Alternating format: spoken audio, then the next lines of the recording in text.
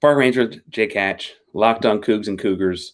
Cougar fans alike are watching these teams play out as they get hot towards March. And not just because of Jawan Roberts' ankle, but across the board, I think everyone's just like, hey, hold your breath. Let's stay healthy. Let's just get to the big dance. Let's make a run here, right? Peek behind the kimono for folks at home. It came up in the Big 12 text chain today for Locked On hosts. And there are some opinions out there, to say the least, about whether or not they should even have these conference tournaments, whether or not they should play in them. I didn't mean to go back and forth with one of our colleagues there for a second, but Jake, I noticed you were silent, and so I want to ask, what are your thoughts about this conference tournament as someone who also just got to the Power 4 level like Houston did? Now, let me clarify. I meant to weigh in on this debate, so you weren't ducking smoke, is what you're saying.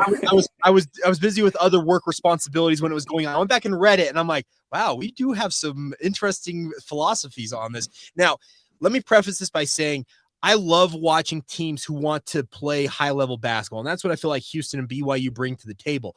But on the flip side of it, when you watch a Cooper Flagg go down with an injury, when you watch Jawan Roberts go down with an ankle injury, that tells you everything you need to know about teams like a Houston, like a Duke, in this case, BYU, who are firmly inside the NCAA tournament field. Really, the conference tournament is about staying healthy. Keep your guys as close to 100% health as possible. And in some respects, with certain teams, I think Iowa State, for example, and I don't want to rub salt in the wound of Iowa State fans, but here's the deal.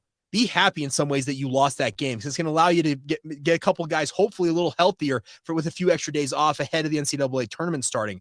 I've got concern, once again, that BYU's legs simply may just give out on them if they do make a run here beyond this semifinal. And that's the issue is, could you run out of gas and be completely half tank by the time you get to the NCAA tournament next week and find yourself in a slugfest in the first or second round when easily you could be playing at a higher level than you are playing. So I guess that's a long way of saying I see why we want to see teams win these conference tournament titles, but if it's going to allow a team to get in the tournament, chase it with all your might. If you're already firmly inside the projected field, I'd take it a little bit easy personally. Yeah, and that's kind of, I think, somewhere close to where I'm at. I'm not going to name the colleague because I didn't tell him I was going to talk about him on this. That feels awkward. But my deal is, if we're going to play basketball, let's really play. I'm not saying to sit your guys. And one other person I listened to was talking about playing managers and whatever. That's fine, right? That's not quite where I'm at on it. Yeah. Though, in texting through it today, was I think I'd almost rather play. If you said, hey, we're going to play another week of regular season games instead, I think I might sign up for 22 regular season games and no conference tournament instead of 18 with a conference tournament. And you play, half the conference twice, you play the other half just one, and, alternate who fits where in that or whatever. 22 conference games with no conference tournament, to me, feels way more authentic to playing 2 games in 3 days and getting ready for March Madness than anything else. Well, I know this won't fly at any level. So this is all hypothetical stuff. But think about this. Let's say, so we currently, speaking of the Big 12, have 8 teams projected to be in the field. Maybe a 9th could sneak in. That's going off the Lunardi bracketology last I checked. So half of the conference, maybe one more, is going to get in the field. So Parker, to your point, maybe you, as the season progresses, you look at how things are shaping up, and maybe you cut it off. If you're a top 40 Ken Palm team, if you want to use that rating, or you look at Torvik, any of those rating systems that seem to be indicators of teams that can make the tournament.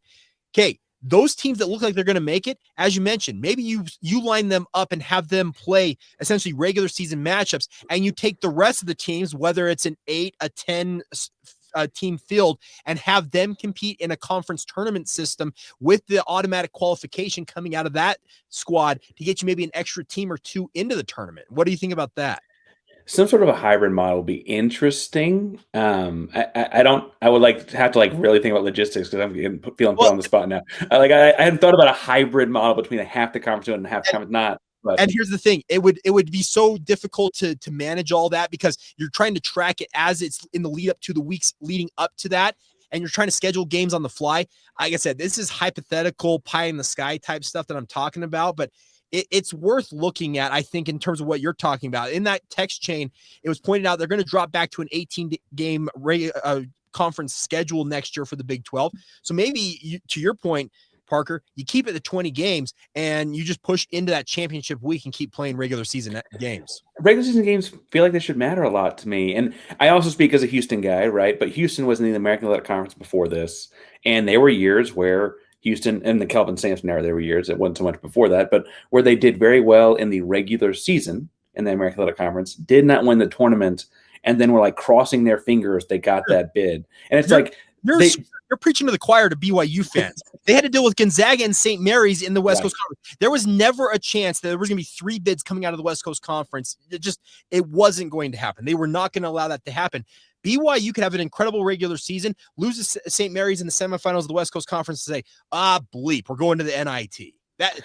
So preaching to the choir here. Well, and it's interesting because, like, if you're in a potential 1-bid conference, the regular season's so much harder to win. It feels like it needs to be rewarded in a way that would, negate like someone getting hot for 2 days at the conference tournament, or a guy turning an ankle for 1 game and he might be back the next day, but he missed that semifinal game in the insert G5. I don't want to offend anyone kind of tournament. I don't know. It's an interesting series of thoughts that, like, it feels like it's unfolded a lot for our teams. And somewhat ironically, I'm not going to mention, a lot of the people that have opinions of this are no longer playing. Like, our team's the ones still in this, and we're like, I don't know if we should even be playing this thing. About this is everybody is entitled to their opinion. I wholeheartedly endorse that. Like, I encourage anybody watching this podcast, whether you're a Coug or a Cougar or whatever side you're on, let us know what you think. Do you want a hybrid model like we maybe proposed here, or do you want to play more regular season matchups? What feedback is what we thrive on here. But to your point, it is kind of funny that certain people that their seasons are over are saying, yeah, keep playing hard. It's like, yeah, you're saying that because guess what? Your guys aren't at risk and you're not going to be playing in the big dance. It's really easy to say that from the couch, to say at the very least. Jake, you mentioned radio work. You're covering like all sports in Utah, which is like kind of turned into a sports place all of a sudden, which is crazy. What's going on lately? What you got going? We got the hockey club, Utah Hockey Club, the new NHL team here. They're in the thick of the playoff race. And with the Utah Jazz firmly in tank mode, they just got fined by the NBA. That was fun. But we've got one playoff race with a new franchise. There's a lot of excitement around that. And then obviously we're watching BYU do their thing. Utah State is also probably going to the NCAA tournament. And then keep an eye on my UVU Wolverines. I'm a proud graduate. I have 2 degrees. I got one from UVU and one from BYU. My UVU Wolverines have to win the WAC. You talk about a 1-bid league. They got to get through WAC Vegas if they want to live their dreams for the first time ever in the NCAA tournament. I will be wearing green and gold rooting on my UVU Wolverines this weekend. If you didn't go to BYU, WAC Vegas might mean a whole different thing. Here's the thing. They use that term and they use it very loosely across the entire spectrum. Yeah, on that note, maybe your Utah Jazz will tank and get a Houston Cougar, and we can have more conversation like this. Jake, always a pleasure. Thanks for stopping by to cross it over. You're for what I hope is a fun basketball game, 6:00 Central or 6:30 Central Time, and I guess that means it's 5:30 next time zone over. So make sure you tune into ESPN2 for that one. Locked on Cougs, Locked on Cougars. Thank you for making us your first listen each and every day. Locked on Podcast Network. That means your team every day. And I can say this on both ends now. Go Cougs.